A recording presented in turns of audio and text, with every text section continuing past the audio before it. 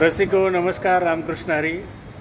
आज आलो आहे मंगळवेढ्याला दामाजींच्या दर्शनाला आणि इथे आम्हाला एक माऊली भेटलेत. संत दामाजींच्या अनेक ओव्या त्यांच्याकडनं ऐकल्यात आणि आता माऊलींच्या काही ओव्या त्यांच्याकडून आपण ऐकूया.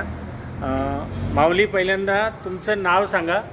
रामचंद्र नारायण सावंजी, गाव मंगळवेढा, जिल्हा सोलापूर. हां, आता माऊलींच्या काही ओव्या ऐकवतात तुम्ही आम्हाला, ऐकवा बरं जरा. गरला पावना आळंदी नगरीचा आणि शिदा देते भगरीचा, सपानं पडल आळंदीला गेल्यावने आणि मोकळं माझं गॅस इंद्रावणीला नाल्यावने. ज्ञानोबा तुकोबाची राणी पुण्याच्या वारीला आणि येतो आषाढी वारीला. जिरीमिरी पाऊस वाकरीच्या वड्यावरी आणि ज्ञानोबा माऊलीचा शेला भिजला कोथंबगिरी. जिरीमिरी पाऊस वाकरीच्या वड्यावरी, रुक्मिणीबाई बोल देवा भिजलं वार करी. भाऊ पुण्य केलं वाकरी खेड्यानं आणि ज्ञानोबा तुकोबाच्या आल्या पालक्या जोडीनं. वाकरीच्या वड्यावरी नाही जागा दुकानाला आणि विठ्ठल देव बोले साधू आलं मुक्कामाला. विठ्ठल देव बोली सोड रुक्मिणी माझी बंडी आणि ज्ञानोबावलीची आली वाकरीवरी दिंडी. वाकरीच्या वड्यावरी वाळूचं झालं पाणी आणि ज्ञानोबा तुकोबाचा घोडा नाचतो मोरावानी. बरली आळंदी इंद्रावणीच्या गाळानं आणि जीत समान घेतले 16 वर्षाच्या बाळानं. आळंदीपासून आडवं लागत सासवाड आणि इंद्रावणीचं पाणी ग्वाड. आळंदीपासून दिशी देऊचा कळस आणि इंद्रावणी या काठाला तुकारामाची तुळस. आळंदीपासून वाट देऊची वाकडी आणि इंद्रावणी या काठाला तुकारामाची झोपडी. आळंदीपासून देऊला रहिवास आणि तुका वैकुंठी गेला देव दिसत उदास. आळंदी आळंदी इडली देऊच्या लोकांनी आणि तुकारामाचे मन आलं वारेच्या झोकाने. आळंदी तवड देऊला गेला ठापा आणि तुकारामाच्या बीजला इंद्रावणी मारी जापा. देऊचा मासा आळंदीला गेला कसा आणि त्याचं वर्तमान देव मावलीला पुसा. आळंदी करून देऊला गेली सज आणि तुकारामाची होते बीज. आळंदी करून देऊला गेल्या नारी आणि सासवडाला आंबा भारी. आळंदी करून देऊला जायचं आणि शिंदेचं नारळ इंद्रावणीला व्हायचं. सोन्याच्या इमानाला चांदीच्या तडाजोडी आणि तुका वैकुंठी गेला जिजा कुरळ कॅस टोडी. तुका तुका म्हणू जिजा माझी बायको आणि नको जगाचा ऐको.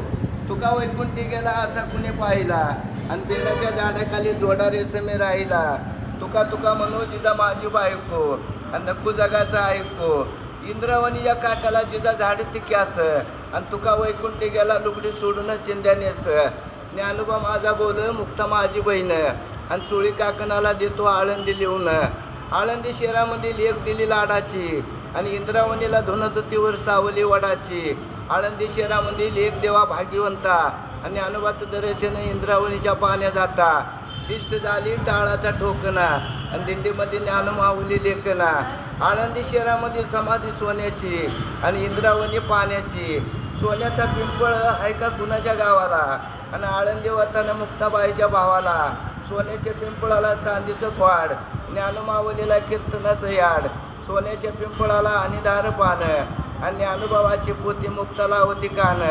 चांदीच्या पिंपळाला सोन्याचा शेंडा आणि वाकरी वड्यावरी मुक्ताबाईचा लागी झेंडा. साधू संतच्या पंगतीला बसायची नाही लाज आणि ज्ञानमाऊलीचा ऐकावं गुज. साधू संतांच्या पंगतीला लेख बसली भागीरथी आणि इंद्रावणीच्या पाण्यानं अंगत होते. साधू संतांच्या दर्शनानं आत्मा झाला शांत आणि पिता त्याचा भाग्यवंत. विठ्ठलापरासह रुक्मिणीनं किती शानी आणि दोघाच्या आंघोळीचं विष्णू पदाला गेलं पाणी. विठ्ठल रुक्मिणीनं जोडी बसली नायाला आणि कुंडलिक लाडकं म्हणते चला कौतुक पायाला. वा वा वा.